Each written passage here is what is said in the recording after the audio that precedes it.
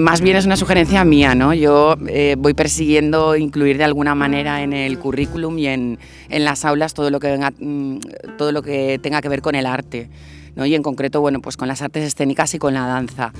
Varen començar, este projecte en realitat va ser xir perquè varen començar a quedar, a prendre cafès i cedint-nos un espai per veure què ens interessava i quins dubtes teníem entorn a la professió, què temes ens interessava, de quines maneres ens interessava tractar, i sempre aplegàvem una mica a la conclusió de que en el teatre sempre veiem les mateixes cares. Ya hace muchos años empezamos a impartir la clase de artes escénicas y danza como optativa. Y bueno, pues este año surgió, yo todos los años intento buscar algo, ¿no? Una cosita más. Y este año surgió la posibilidad del curso con Jorge y con Gema, y vamos, ni me lo pensé. Les dije un poco que sí a todo, porque el hecho de que venga bueno, pues gente profesional del mundo de las artes escénicas y de la danza, gente que ellos no conocen, pues creo que es un aliciente para los alumnos y para mí, claro. Y eso fue un poquito así la historia.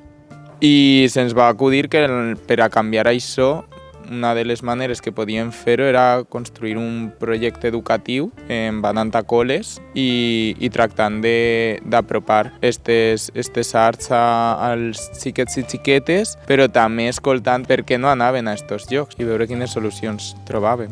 El que intentem és que siga recíproc, no? El que nosaltres plantegem, sempre comencem fent un qüestionari que hem preparat nosaltres per a saber què els interessa d'ells de les arts escèniques, què necessiten d'elles i què poden aportar, no? I a partir d'ahí comencem a treballar. La idea és fer un recorregut per la història del teatre i totes les seues corrents, per a que tinguin com un pla general de tot i bé, són dinàmiques sempre també escoltant què necessiten, què es necessita cada grup. El que percebem és que tenen molt poca accessibilitat. No tenen accés al teatre i el que coneixen són musicals. Les vegades que han anat al teatre ha sigut en l'institut i pel que ens han dit fa molt de temps. I sols coneixen musicals. No tenen cap tipus de referent, però no per falta d'interès, sinó per falta d'accessibilitat. Això és el que pretenem nosaltres oferir-los també, no? A veure, busquem una mica, tinguin una experiència que els permetisca entendre el llenguatge i apropar-se al llenguatge, però al mateix temps que ells mateixos també puguen qüestionar-se el llenguatge.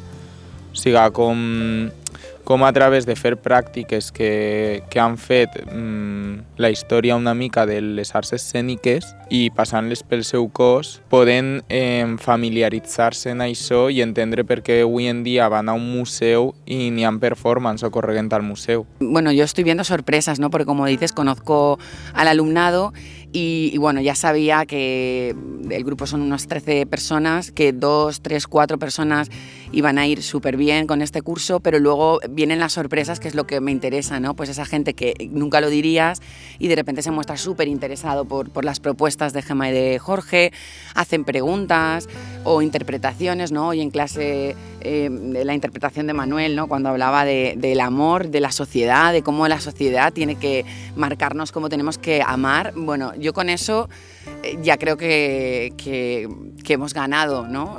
Algo y que les estamos aportando algo. Entonces, bueno, el hecho es lo que decía, el hecho de que sean dos personas que no son de nuestro entorno, que ellos no están acostumbrados a ver, yo creo que es algo muy positivo. Y bien, a ellos los veo pues con ganas, con entusiasmo, pasándoselo muy bien, que es lo importante, porque yo creo que los alumnos a veces se aburren un poco en las aulas, desgraciadamente, y aquí se lo pasan muy bien.